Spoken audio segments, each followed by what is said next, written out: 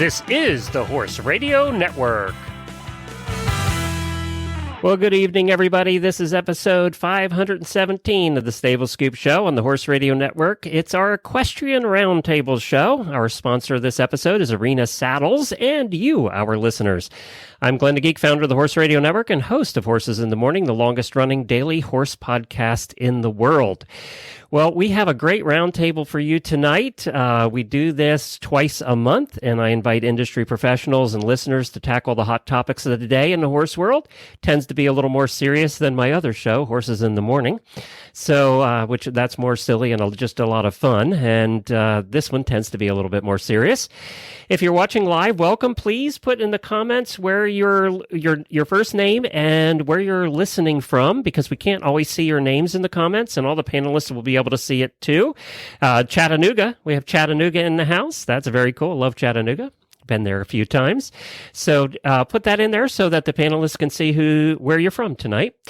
And you're welcome to comment in the comments about anything we talk about tonight. We would love to see your comments. We would love to see your opinions on the topics that we talk about. I think we have some good ones. So definitely put your opinions in the comments as well. And if you have any questions for any of the panelists, put them in there. We got New York, we got Wisconsin, Tennessee, a whole bunch of different states coming in already, Pennsylvania. So if you miss any part of this tonight, if you have to bail out on us, that's fine. You can catch the audio version, and you can catch it on the Stable Scoop podcast feed on any podcast player or at stablescoop.com. Tonight, we have a roundtable made up from members of the American Horse Publications. We're going to talk about what that is, and it's a group I've been involved with for a long time. And so we're getting to a little bit of the media side of the horse world, and we'll meet the panelists in 1 minute. However, there's something I need to remind you of is we are still taking reservations for the Horse Lovers Cruise 2022. This will be our fourth cruise. It's February 13th. We leave that day. We're going on a longer cruise this year. It's 7 nights.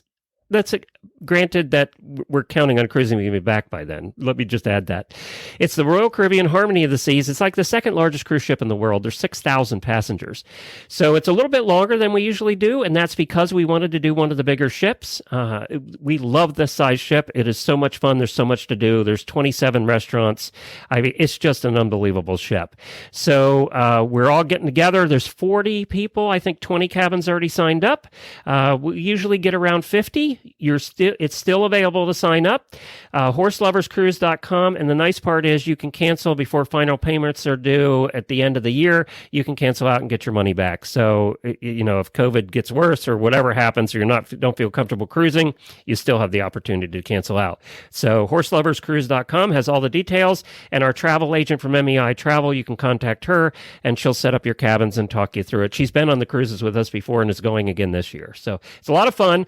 This is not educational. This is a party, people. This is Horse Radio Network. We're not there to do seminars on cruises. I would rather sit by the pool.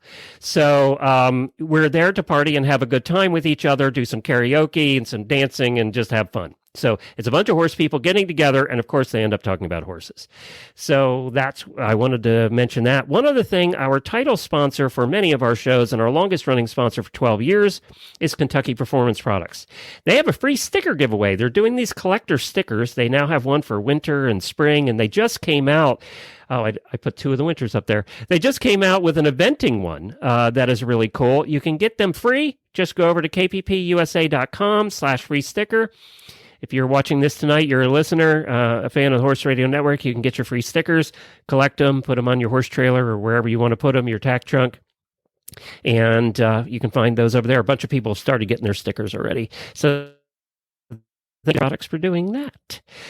First up tonight, we have Chris is with us, and Chris, of course, is with the American Horse Publications. Tell everybody what American Horse Publications is, Chris. Okay, I'm happy to. It's a nonprofit association for the equine media industry. We celebrated our 50th anniversary in 2020. The membership back then was about 20 equine print publications. And today, over 50 years later, that has grown to over 400, and it's like equine publications, multimedia and print, as well as the freelancers that support that industry. Photographers. Businesses like yours, Horse Radio Network is a member.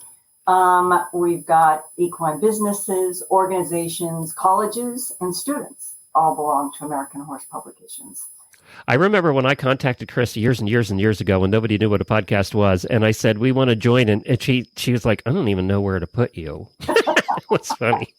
Well, it became publishing media, because now it's amazing what, the types of media that are involved that are basically publishing. So it's kind of exciting. It took some of us who have been around for a long time, kind of like, kind of a big, deep breath to go from print to all the different type of platforms that are out there. But the end result is we're all communicating about the horse. So, basically that's what we do. Networking. Our key thing is to promote excellence in equine media. That's what makes us a little bit different than all the other organizations that are out there. We're focusing on the media part. Can I throw in there, too, that you also do the awards for media? And I know we've won a few of those over the years. And one of those awards that's brand new, you had the inaugural year, is the Equine Media NextGen Award. And two of our panelists tonight have won that award this year. So tell us about that. I can. Let me just precede that a little bit. Yeah. With the, in 1993, we wanted to encourage students to become part of our industry. And it started with a silent auction to build a fund. And it went on to have a student award, which, again, I think that was probably about 1993 was the first student award. And then we created student memberships, student internships. So when you get to the next gen, that was kind of like the next step. And it kind of took us a little while to kind of like realize how to make that happen. But we found out that when you looked at some of the students that came through those student programs, they stayed in our industry, and they became extremely valuable assets to the publications and then to the own community.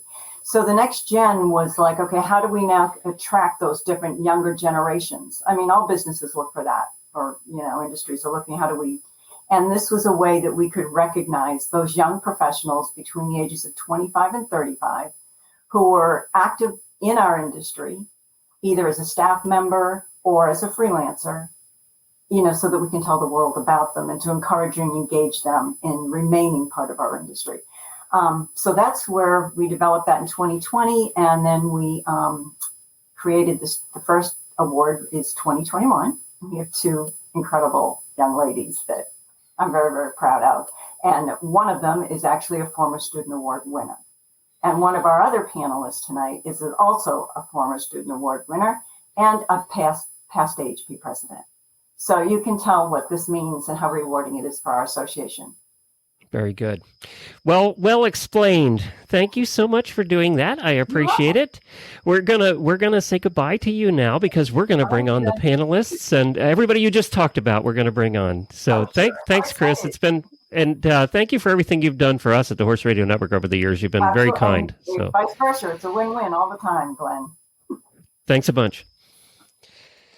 All right, first up tonight, our first panelist is Catie. She is a multimedia sports journalist, the CEO of her own company. She's a color commentator, a journalist, and she also has done announcing at Jumping World Cups.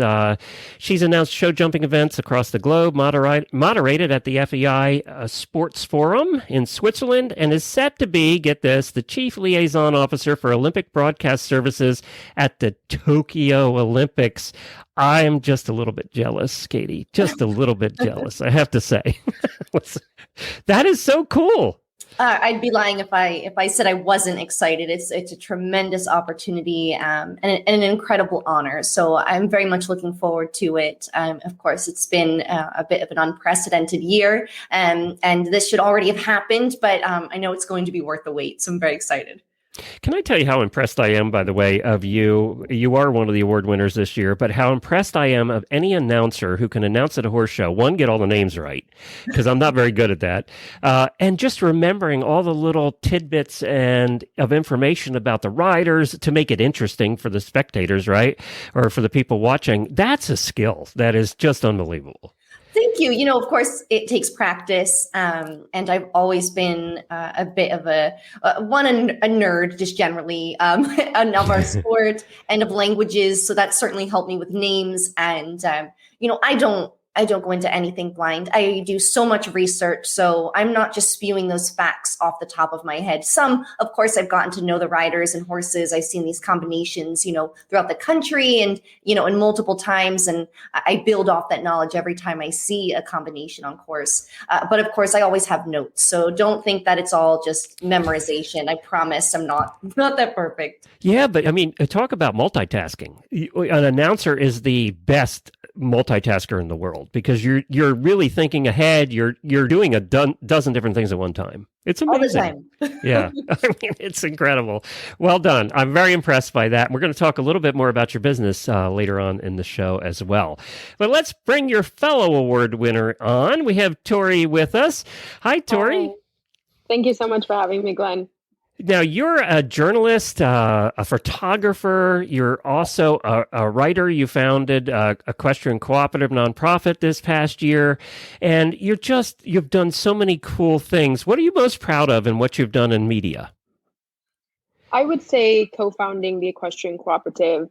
That was an initiative that 3 fellow equestrians and I birthed following the murder of George Floyd. And, we assessed our industry and said we can be doing a lot more to foster diversity and inclusivity and to just engage equestrians in social activism. And I think people responded well to the initiative thus far and the efforts. And I think there's a lot of space for change going forward. I'm impressed with you too, because it took you guys it's a lot of work to do something like this, right? I mean, it takes work to be an activist for anything, really. For sure. And you took the time and initiative to do it. Mm-hmm. Yeah, it's not always easy, I think, for anyone to speak out or to ask questions, but I think the equestrian community has shown us that people are receptive and are curious and are open to, putting themselves out there to see what they can do and what they can learn to create change, long-standing change. I think it's interesting. By the way, if anybody missed it, you can go back and listen to the last Stable Scoop show we did. It was a panel on diversity. And one of the things I think that came out and that I've learned over the past couple of years is sometimes we, as in my case, old white guy, right? We don't know what we don't know either. Right. We have to learn, and we have to be open-minded to learn because we don't know what we don't know. And I think that over the last year, we've all learned more. Mm-hmm. Exactly. And as I've had conversations with people, our sport is predominantly white. So I've had, riders and industry personnel just reach out to me and talk about their own anxieties with regards to speaking out and what can they do to help and everything like that. But I think for the general audience, people have to realize that for a lot of people, including myself as a person of color, diversity and championing diversity isn't so much an initiative as it is our reality. So I think once people realize the weight of how we feel and, the change that is necessary, I don't think it will be problematic to bring people on board and to create, organizations and initiatives that can take us forward. Well, we're going to talk more about that later in the show. So we'll get back to that topic. Hold on to that, Tori. Let's introduce our last panelist here, and she's somebody that I've worked with personally for many, many, many years, Stephanie Church of thehorse.com. Hi, Stephanie. Hi, Glenn. I think we started working the day we started with Horses in the Morning, which, by the way, is now 2,660 episodes ago, 10 years ago. We had the horse on, I think, in the first week or two as a regular contributor, and we've been working with you guys ever since. So everybody knows thehorse.com. I don't know that we need to explain that, but we'll talk a little bit more about the publication a little bit later as well. How long have you been there?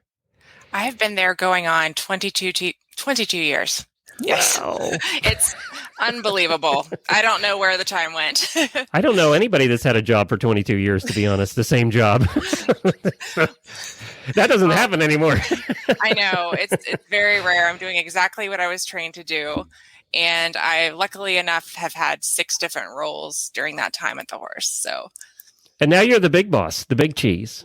I've been the editor-in-chief since 2010, and I have an amazing team that I love working with every day. And it's amazing how much just a few of us can do and accomplish there. I mean, we are an editorial team of 3, and then our total company is 9. Yeah. And are you still in the same office when I visited you like 10 years ago with the barn doors? Oh, that was the coolest office ever. That was a very cool office. Yes, we loved that. Yeah. All the offices had barn doors that you slid open and shut, and to the offices, it was very cool. We have offices that we love even more now, but we don't have any sliding barn doors anymore. I'm going back to my stall. That's what it was. It was so cool. All right, we're going to get to the first question here, guys, and you each had to come up with your own questions, so you guys drive the conversation tonight. And I think, Catie, you were the first up tonight. Tell us what your question is, and this is meant to be a conversation amongst you guys. I'm here to direct traffic. So go ahead, Catie. Yeah, absolutely. Through my work, we're constantly trying to promote our sport. And I think as media entities, that's all what we're trying to do as well. We're sharing great stories, but we also want to reach more people and bring new fans into the sport. And through commentating, live streams, broadcasts, this is an especially big goal. So my question was, what can we do? What are some things that we can do to help increase the exposure of our sport and bring in new fans? What are we missing? What can we improve upon? Stephanie, you want to start?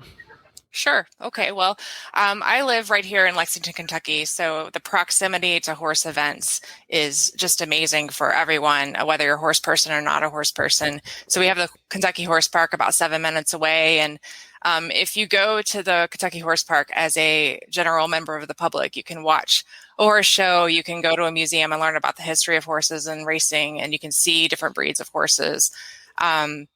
So we have more opportunities here that I realize in most places to promote our sport. But what I've done myself personally, I'll just start there, is I have several friends who are not horse people, and I have taken them with me out to watch the Land Rover eventing and have kind of explained what's going on. My significant other, he is not a horseman, and so I try to explain eventing to him by watching YouTube. Just sit down with him one-on-one and say, okay, this is Totalis. He is the greatest dressage horse we've seen in a very long time, that kind of thing. And I invited him out to a cross-country clinic to watch me ride so he could just see all levels of riders and things like that. Something that we have here in Kentucky on some Friday nights throughout the summer is we have show jumping that we can take people out and go watch show jumping. And so if you take people who are unfamiliar with the sport and get, it's a low stress environment to immerse them in the sport. Those are the types of things that I've done personally. I'd be interested in hearing some of your ideas. Tori? Yeah, so Catie, I love that question. It's something that's of ongoing discussion in the Olympic disciplines. And it's a big question right now in show jumping. You can see that the Olympic structure has been completely redesigned with the 3-team format, no drop score, and no reserve ride. And I think that was with the intention of making it more digestible and inclusive for people who don't really follow the sport because it's not within the mainstream. Stephanie, kind of touching back to your point of exposure and exposing people to the industry, I think one problem that we really have and, federations really need to look at is that for someone like myself, I can look at LeBron James and really admire what he does with a basketball because I know personally that I can't dribble a basketball to save my life. So I know how difficult it is and how talented he must be to be able to do what he does. And I think for people who aren't a part of our sport, it's very hard to everything they know, unless you've been on a horse and you know how extensive it is and how taxing it can be to simply get a horse to trot and keep a horse in the trot, unless you really know the time and effort and dedication that goes into making this into what it is. Everything or or think, of the sport as simply speculation. People don't have access to getting on a horse and trying it for themselves. Yes, equestrian is a very visual sport, in that you can watch a horse going over a jump and you can kind of gauge what's going on. But for us riders, we know it's very feeling based. And so in the same breath, it's not very visual, because the intricacies and the subtleties, that's not something you can see. So I think people really need to be able to get in the saddle and experience it for themselves. And I think once people are able to do that, the sport will grow. Because if you talk to anyone, if you're on the street and you go up to a stranger and have conversation and say, I ride horses, or I work with horses, anything like that, people are automatically engaged and curious, because genuinely people love horses and are fascinated by them. So I think it's more so about how can we get more people on horses, and then I think that will grow from there. But as media personnel, I think what we can continue to do is just break down the dynamic between horse and rider and explain to people what makes this, union so special. It's not easy being an equestrian, because I think for the mainstream audience, people don't really recognize that, not only is this a sport, but that equestrians are athletes. And I think that's also another factor to think about, is with when you look at the Olympics, we know how hard it is and how hard people have to work to get there. But I think if someone turns on the TV and sees a horse doing dressage or jumping over fences, they think the horse does all the work. Why is this an Olympic sport? So I think it's really about, as I said, just getting people in the saddle and allowing them to, feel that connection with the bit and just experience what we know the sport to be and what we know the horse and rider partnership to be. Catie, I want to go back to you to answer your own question, but first I want to say, listeners that are watching live, give us your answer. I want to see what you have to say about this. Do you have ideas about how to get more people interested in horse sport? You're an announcer. You do this for a living. What are your thoughts? Well, Stephanie and Tori, you brought up great points. And one thing I kind of harp on is education. And Stephanie, you do that every day at the horse. Your publication is it's full of information on horse health and all of this data that, you're educating even horse people, learning about new things about their horses, which makes it such a great read. Tori is speaking to what you said. You're 100% right. And as riders, we kind of shoot ourselves in the foot a little bit, because we're trained to make it look so easy, and people don't realize how difficult it is until you get in the saddle and go to pick up the trot and realize, my word, there are some really unique muscles being put to use here, and the balance and the feel and all of these things. As an announcer, what I'm really striving for, would love to see change in the industry, is the amount of data. I grew up in a very traditional sports family. My father played hockey, and we watched, every mainstream sporting event. I rode from a young age and loved horses, but it wasn't what we were, watching on TV or on the computer or talking about. ESPN was on our TV 24/7 on Sports Center. And I think what draws them into mainstream sports is that there's all this data. So if you don't know a whole lot about the sport, you can look and see, okay, well, this pitcher has a very low ERA, and this, batter has a tremendous batting average. So I'm going to root for that person. I think that person's pretty good. In our sport, you just see a stat sheet with names of the horse, the owner, and the rider, but you don't know how many clear rounds that they've jumped recently, how long that combination has been together, the amount of experience they've had at a certain height or level. You can dig deep into, the FEI has a tremendous, data platform, but you have to dig to find it and have to know. I would love for more data to be readily available. I'd love for more easily digestible data, like, clear round percentage in the last year, number of 5 stars competed, not just the ranking, because in our sport, there are just so many athletes that someone ranked 200th is actually doing pretty well. But for someone just tuning in might not understand that.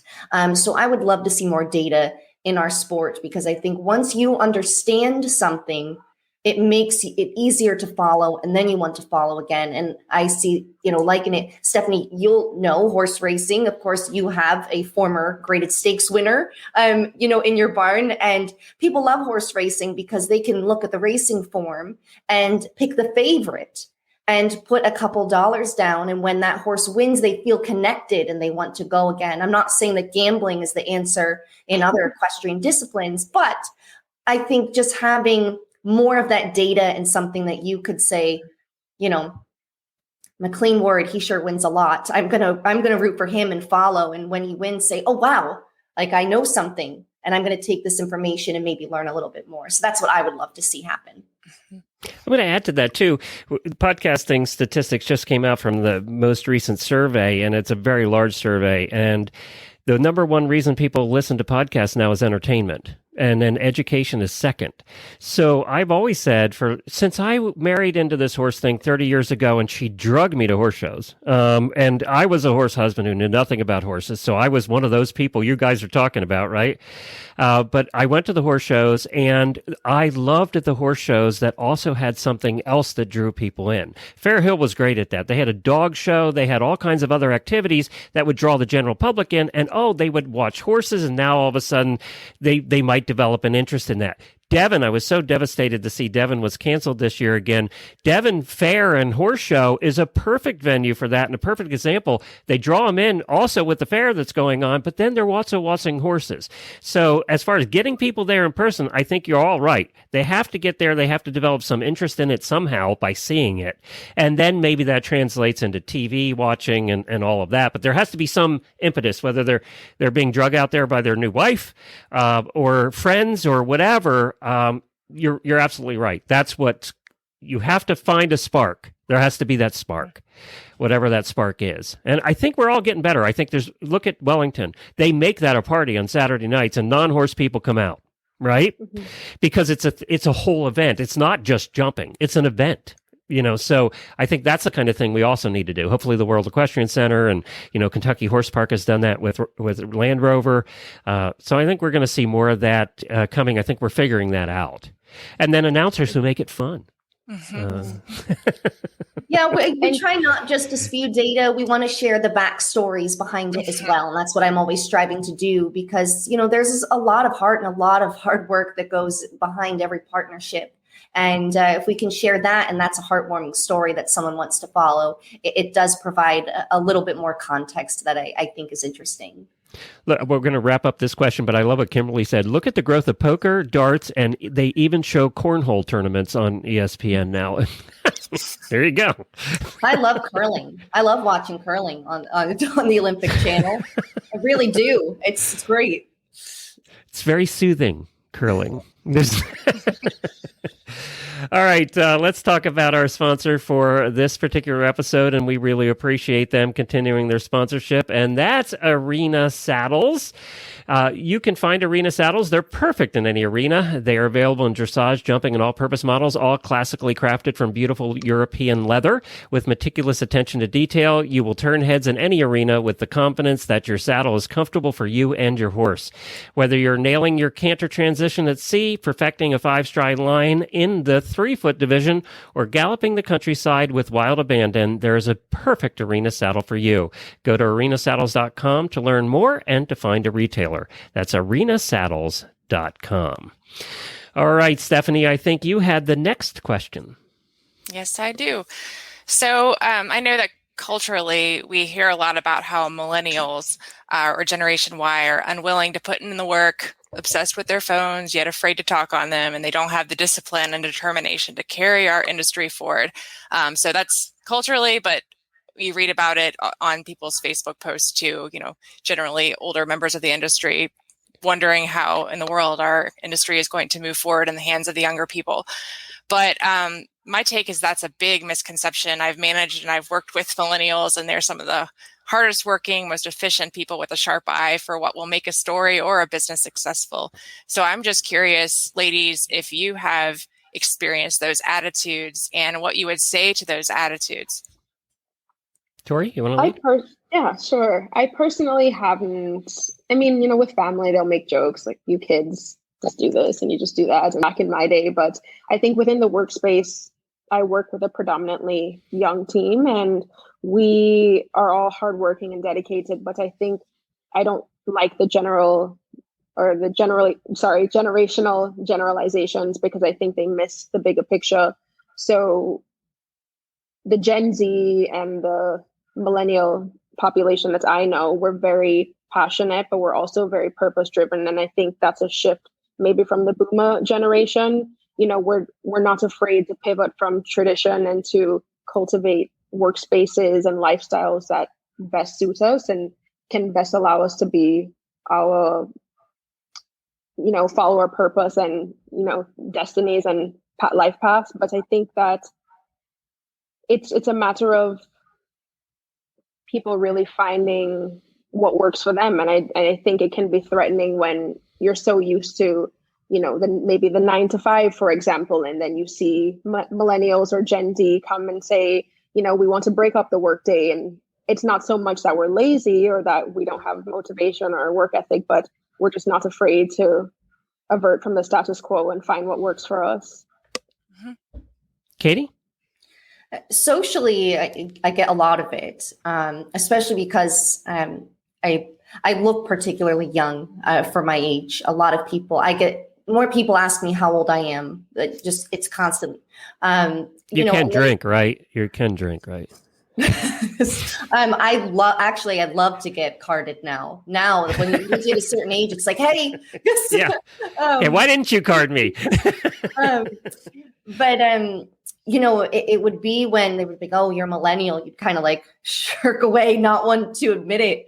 But I do find that it's really just a stereotype. I work with so many young men and women that are just vibrant and enthusiastic and have so many great ideas.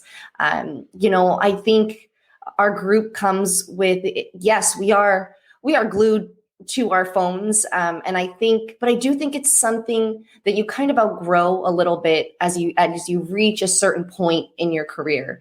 When you're out of school and you really need to start networking and communicating with people, the real way to form those relationships is by talking to them, putting down your phone and doing all those things. I feel like I'm on the phone constantly talking to people, much more than texting. I get calls all day. And I won't lie, early on, I had anxiety about hitting that call button at times.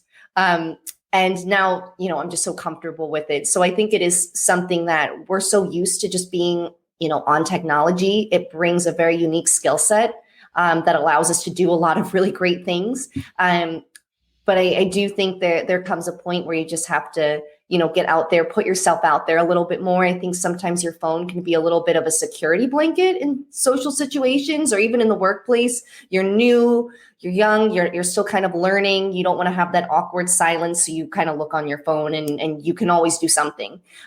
So I think, again, it's just something that you kind of outgrow. But I would say that our generation, there are a lot of great ones out there. And thanks to people like Stephanie that give us opportunities. Stephanie, as a student award winner, she, gave me opportunities to write for her Off Track Thoroughbred magazine. And I'm still proud to write for that magazine and love working with them.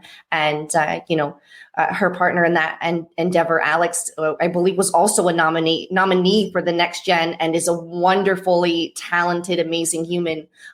So those are just a couple. So, thankful to people like Stephanie that fully don't play by the stereotype. I'm going to go to you next, Stephanie, but I just wanted to say I'm a long way from millennial and I hate talking on the phone too. So thank you. I think that's universal now, actually. Go ahead, Stephanie. I'm an extrovert, so I enjoy it. So it's something that was my lifeline during 2020. That's for sure. So yes, I am so grateful for Alex and for you and for Tori. You guys are just so inspiring to me, and I'm confident that our equine media is going to be carried forward very well in your hands. So how can we encourage individuals in your age group and embrace them and embrace you as you move forward? Well, I think the AHP Student Award is a great start. I would love to see, and I think a lot of people in our industry, some know about it, but I would love to see more people learn about it. I'm constantly telling young people that I see have an interest in the area to apply, because I think it really does help you network and connect you with people and really throws you into that professional atmosphere within our industry, which is amazing. So I would love to see more of that. Our sport is filled with tradition and history, and there is a lot of an older demographic, especially in places of administrative authority and things like that. In commentary, when I worked in horse racing, fresh out of college, my co-host was a good 30 years older than I. When I'm on air, the majority of my co-hosts are male and at least 10 years older than I. And so we're bridging the gap. And they've all been wonderful and wonderfully accepting. But we just could use a little bit more. So I'd love to see just some more, I think, awareness and programs like the Student Award and now the NextGen Award. It is a great start within our industry. How about you, Tori? I just think it's important for us all to encourage the youth to remember that, we are in charge of our lives and we can cultivate the life we want. I think in this industry, it's easy to get lost in the thought process of, oh, I love writing so much, I have to be a writer. But you can actually, there are different career paths. You can be a journalist, you can be a reporter like Catie. There you have options. So I think it's about helping people cultivate their talents and their strengths and just helping them figure out the next step to get to where they want to be. I'm going to come at it from the older guy point of view here, and just say that I think, and I have 35 hosts now on the shows, and they're all younger than me. So, but I think you guys work smarter. We were taught as a generation you had to work hard. That was what we were taught. And you went to a factory or you went to work or you went to an office and you worked 800 hours a week and you just worked hard. I think now that millennials have taught us all that we have to work smarter, not harder. And I think that's what you've brought to the table. And for us to look at that makes it look like you're not working harder, right? Because you are working smarter. You're doing a better job than us in a shorter period of time. And that's something that I think I've had to learn over the years is I need to do a better job in a shorter period of time. And I've learned that from some of my younger colleagues. And, even in podcasting now, we have more millennials getting the podcast. They were very late to the game. It was all old guys like me who started podcasting. And now it's millennials and 20-year-olds and teenagers that are getting into podcasting. So that's changed over time. But I think you guys, do you agree? You work smarter. That's how you work. And that is perceived by people like me as lazy, right? Because that's what we see. I work smart and hard. Yeah, but less hours than me, I hope, Catie. Go ahead, Tori. Sorry. Oh, I'm just saying that we have a lot more options. We can be flexible. We don't have to stick to a rigid structure. And I think for the older generation, they're so used to concreteness, and any aversion from that can seem like dysfunction in a sense. But we're functioning fine. I do think there is an issue maybe with us being very dependent on technology, but I think hopefully that's something we can all grow out of and learn to use it as more of a not so much as a function and the first thing you do when you wake up, but just as like a means of furthering our career. God, I hope we don't grow out of it because that's the only reason we're here right now is technology. It's the reason I have a job. Maybe grow out of the dependency a little bit. Gotcha. Yeah. Stephanie, you want to get a last word in here on this? Well, I've just been encouraged by, I think you guys are both Generation Z. No, you're Generation Y. I'm Generation X. And there are a few Generation Zs that are in HP, the student program right now. And one of them reached out to me a few years ago and just wanted to know, hey, is equine media for me? And we talked for about a half an hour. And as I understand it, she's one of the finalists, I believe, for the student award this year. So I'm encouraged by the tenacity of this age group and how they're willing to go after what they want. So Oh, and flexibility. I meant to say flexibility in work schedules has just been so important to our team. So, someone has a little bit of flexibility in their day. They can run out and they can take a lesson during lunch and come back to the office and work a little bit later. And it's great for us to get out and move our bodies, and it's great for us to get out and spend some time with our horse, and it fuels our creativity. So I've learned a lot from watching that need to be flexible on our team. I want to remind everybody that tonight was put together by Chris from American Horse Publications. And thank you, Chris. We appreciate you putting this together tonight and getting everybody rounded up. I wanted to also mention, we want to give the panelists a chance to promote themselves here a little bit as well. So, of course, let's start with Catie. Let's talk a little bit about your business. I love this picture of you, by the way. Just love that. Thank you. This was from the World Cup. Longines Épée Jumping World Cup of Vancouver. It looks like some guy just mooned you from across the. I think I was intently waiting for one of my interviews, and we were getting very close to running out of airtime.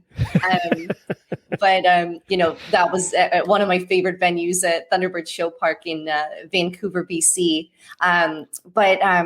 My business is Catie Staszak Media. I started it up in 2018. It has evolved and just grown by leaps and bounds. I'm incredibly grateful. It's a boutique media agency. I represent a few international riders, businesses in the industry, figures as well. And, it's storytelling-based PR is how I kind of phrase it, and marketing. So it's gone very well. It's a great group. And then, of course, I do my commentary and press for the World Cup season and headed to Tokyo. So I try to keep myself diversified, and it certainly keeps me busy. Do you have a social life at all? My horse would think so. He gets attention. My boyfriend might not think so. Yeah, we learn very quickly that we definitely are second. We learn that. All right, Stephanie. Yes. So if you're not familiar with thehorse.com, we are devoted to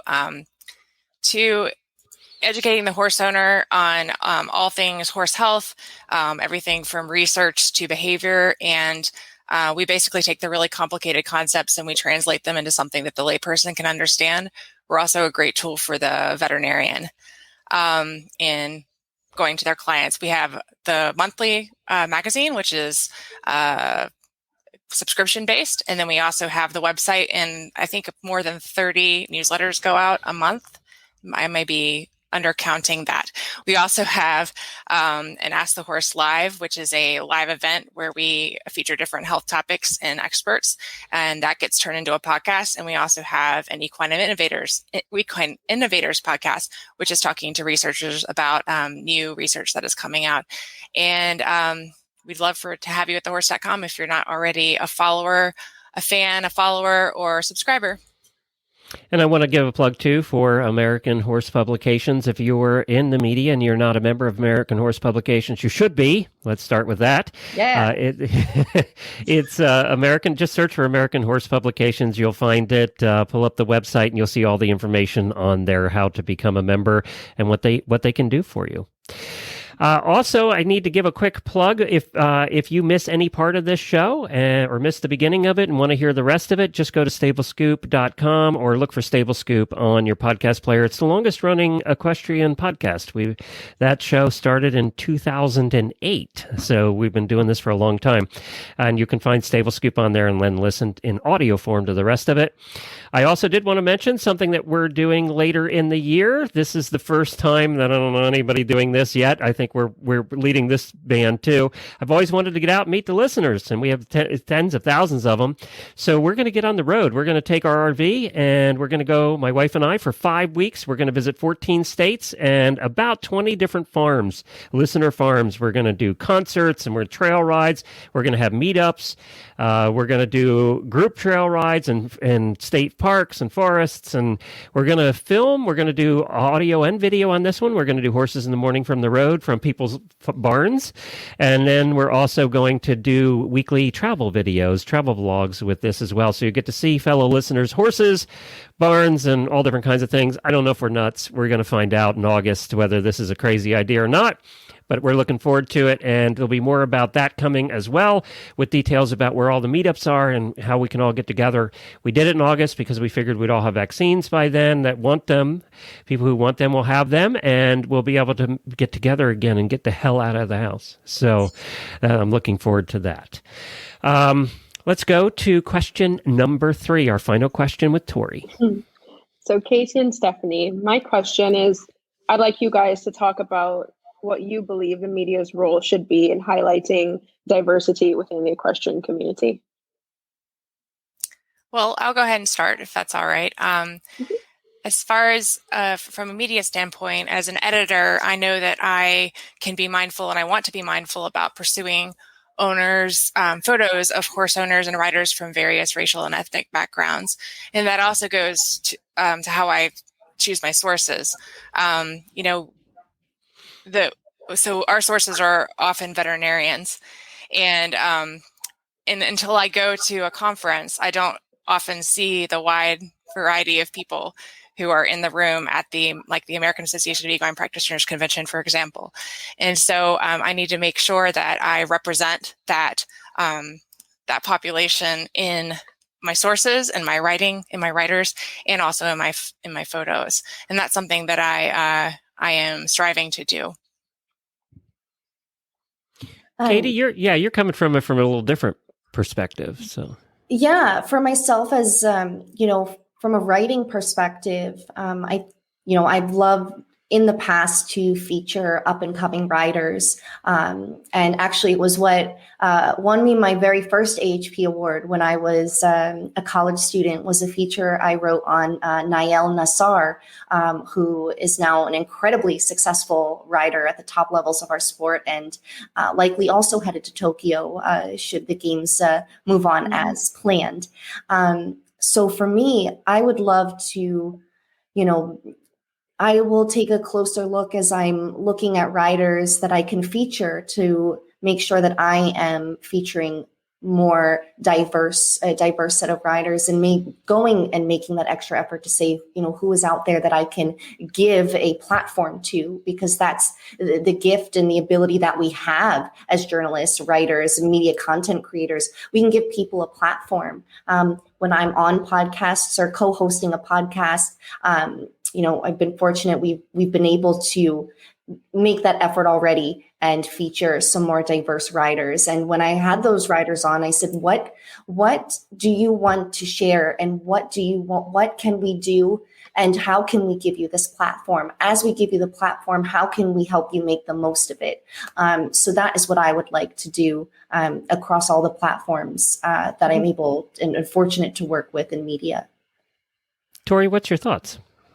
I like the points you guys made. I think, this past year, there's been a lot of dialogue on diversity. And I think it's kind of been a shock to me how, from the standpoint of me being usually the only Black person at a show oftentimes, or the only Black person within media at a show, I've really learned that at the grassroots level of the sport, it is very rich in diversity and culture. It's just at the elite level, you don't see that representation much. So I do think that within media, we have a responsibility to show the representation that's there. My coworker at the Chronicle, Molly Bailey, just did an incredible story on Barry Porta, and he's this top, trainer, well-respected person. And I had no idea he was a part of our industry. Mm-hmm. So there are people here, and, as stories have come up more and I've done more stories on people of color, I kind of feel ashamed at times, because here are these incredible stories that have never been covered before, people who have never been acknowledged, and are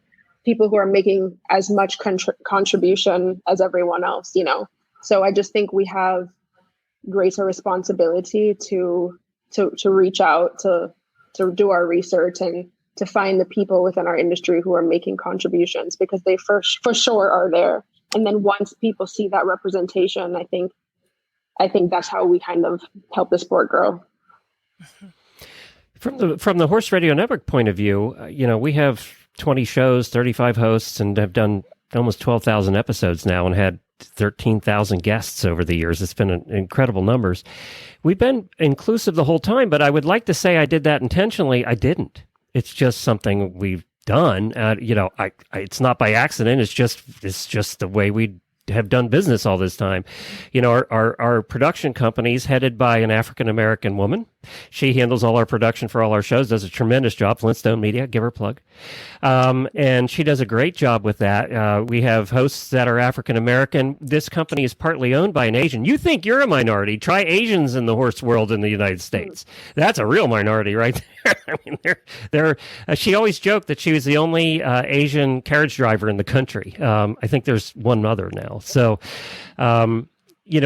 we've worked with Black Reins Magazine. I want to give them a shout out too. For years now, we've had guests. They bring guests on once a month to our show. And I did it because they bring us the best guests. It wasn't necessarily because they were African-American or Black or anything. It's just they're really good guests.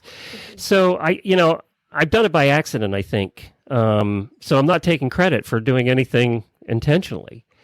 But I think that's the point, right? And I've taken criticism recently for not being more upfront about the situation with African Americans and not getting political. We don't get political on our shows. It's something we don't do with any kind of politics. Even horse politics, we don't do too much. But I think what we've tried to do is highlight the people making positive inroads into the horse community, and they happen to be African American or Asian or whatever they are. We're highlighting the positive of that, and I don't know. I think that also brings the message out there, maybe in a more subtle way than beating people over the head with a bat. I don't know. Am I wrong, Tori? I mean, to a degree, because I don't think it's so much about cherry picking and just putting people on covers for the sake of doing it and saying, here we are making the sport more diverse, but I think it's about recognizing that there are people within the industry making equal amounts of contributions that are not being recognized, more than likely because they are people of color, and this is just not something we discuss or talk about. So I think, and for me, it's uncomfortable now that we've been doing more stories, and the majority of the stories I write at the Chronicle are about white people. And as we've been doing more stories with people of color, I kind of feel like I've, been part of the injustice to the minority riders who have not been covered and acknowledged when they're, just as large a part of our sport. So I think it's not the easiest topic for a lot of people, but I think it's important. It's a part of life. This is the world we live in, and it should be reflected by the media, in the media. Have you had conversations, Tori, with, and you don't need to name names here, but with the top riders in the industry? I think it comes back to what we talked about at the beginning of the show. They didn't know what they didn't know either, right? I mean, It's not that they were intentionally trying to be exclusive. It just, they didn't know. So what have your conversations been with those top riders?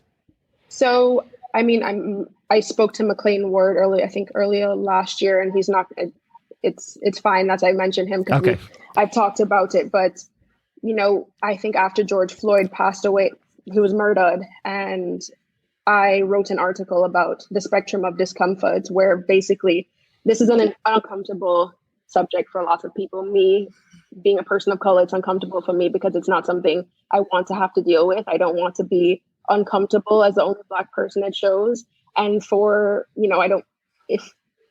not going to get political, but if, and for white people as well, it can be uncomfortable because this is not something that a lot of people within our sport discuss. So it's a new territory for a lot of people within the industry, and something I've spoken to McLean about, and he's expressed to me, it's, he very much wants to be a part of the conversation. He wants to be a part of the solution, but he doesn't have all the answers. He's not the authority on this. He doesn't want to also say the wrong thing or offend anyone. So I think going forward, how we really create change is having more of those discussions. And in me saying I'm uncomfortable and you saying you're uncomfortable, and then we can meet, on middle ground and find a way to move past that discomfort to create actual change. That's how we all learn, right? I mean, It's the only way we learn. It's the only way it's going to get done. Catie, you're in that world. You're in the world of jumping and internationally, right? So you see this probably more than the rest of us on an international scale. What are the thoughts internationally? Can you bring us that perspective to it?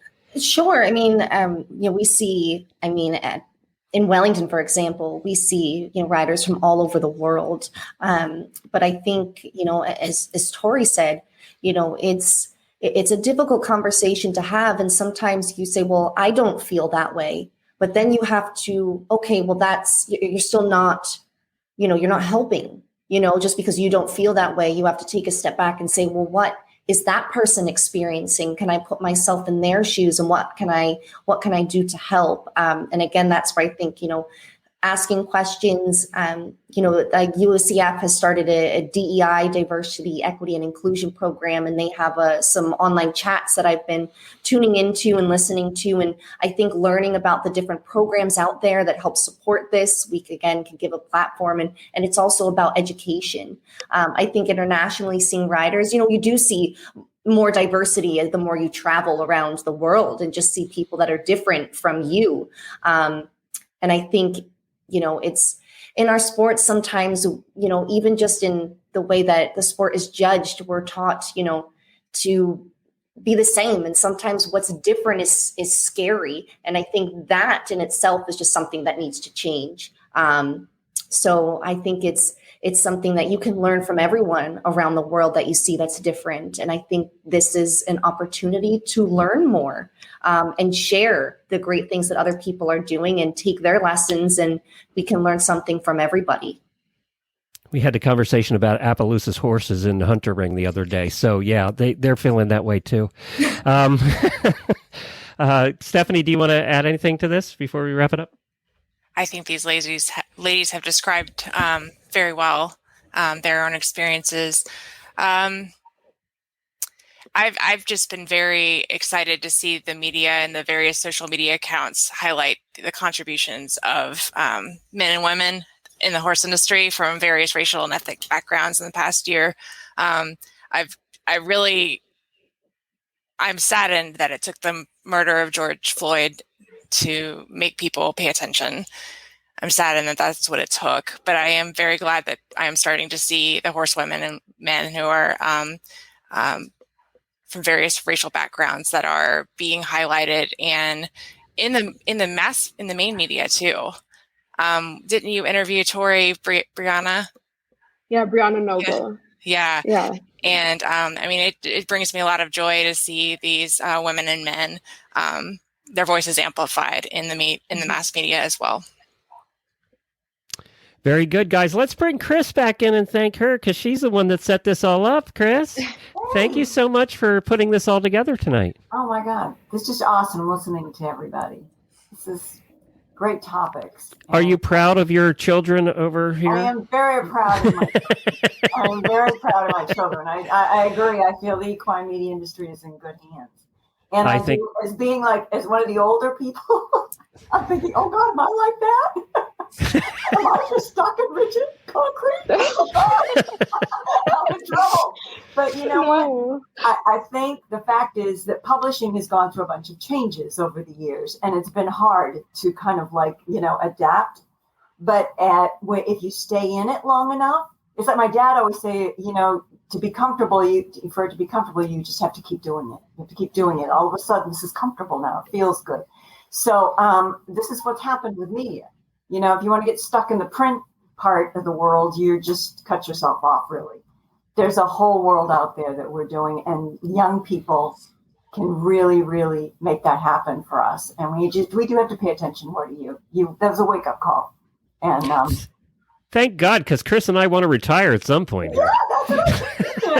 Well, with us, and with horses and media are just that passion. And when you have it, you're part of this group. You're in the club.